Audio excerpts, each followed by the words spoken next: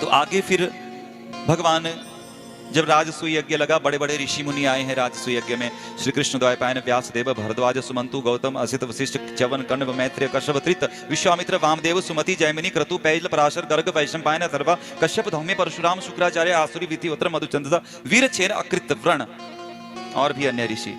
इतने बताया आपको, इतने ऋषि आए हैं यज्ञ में। अब सदस्यों सोचने लगे पहले अग्र पूजा किसकी हो। मतभेद हुआ। सहदेव ने कहा कि भगवान कृष्ण की सबसे पहले पूजा होनी चाहिए। क्या कहा सहदेव ने? तस्मात् कृष्णाय महते दीयताम परमार्हणम एवं चेत सर्वभूतानाम आत्मनश्च आर्हणम भवेत। जब भगवान कृष्ण की पूजा की जाती है, वो सब देवताओं की पूजा हो जाती है, सारे विश्व के जीवों की पूजा हो जाती है और अपनी पूजा भी हो जाती है। आत्मनश्च अर्हणम भवेत। आकाशात पतितम तोयम यथा गच्छति सागरम सर्वदेव नमस्कार केशवम वृद्धि गच्छति। किसी भी देवता को नमस्कार किया जाता है वो केशव के लिए ही है, क्योंकि वही सब देव स्वरूप हैं।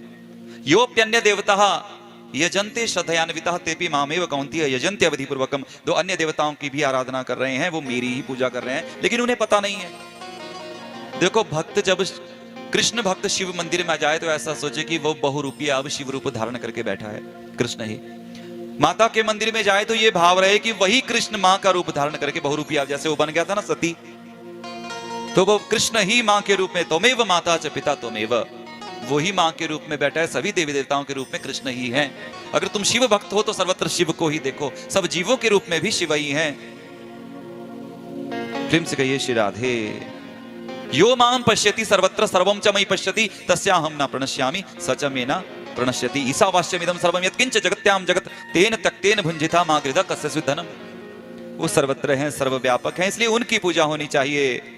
शिशुपाल क्रोधित हुआ, चिढ़ करता था, अरे ये सहदेव तो बालक है, इसे क्या पता। अन्य तपस्वी ऋषि मुनि क्या मर गए हैं? इतने वृद्ध ऋषि बैठे हैं और इसकी पूजा की जाए? ये ग्वाला कहीं का, कौवा कहीं पुरोडाश का अधिकारी हो सकता है यज्ञ का? ना इसका वर्ण है, ना आश्रम है, ना कुल है, धर्म से बाहर मनमाना आचरण करता है, निर्गुण है। यह आती शापित वंश है, मधुपान आसक्त है, ब्रह्म ऋषियों की मथुरा को छोड़ के चोरों की तरह बैठा है द्वारिका के बीच में, बीच समुद्र में। अनेक प्रलाप करने लगा, सभासद क्रोधित हुए। राजा लोगों ने तलवार उठाई, निंदा भगवत श्रृण्वन् तत्परस्य जनस्य वा ततो नापैति यह सोपेति यात्यध सुकृताच्युत। भगवान की या भक्तों की निंदा को सुनकर वो वहां से कान बंद कर कोई नहीं चला जाता है, यदि जिह्वा काटने की सामर्थ्य ना हो तो उसके सारे किए हुए अच्छे कार्यों का पुण्य समाप्त हो जाता है। यात्यध सुकृताच्युत, सब सुकृत गिर जाते हैं, च्युत हो जाता है। राजा मारने को तैयार हो गए। भगवान ने कहा ये मेरा शिकार है। गालियां किसे दी है? मुझे गालियां देकर भी वहीं जाएगा वैकुंठ में ही।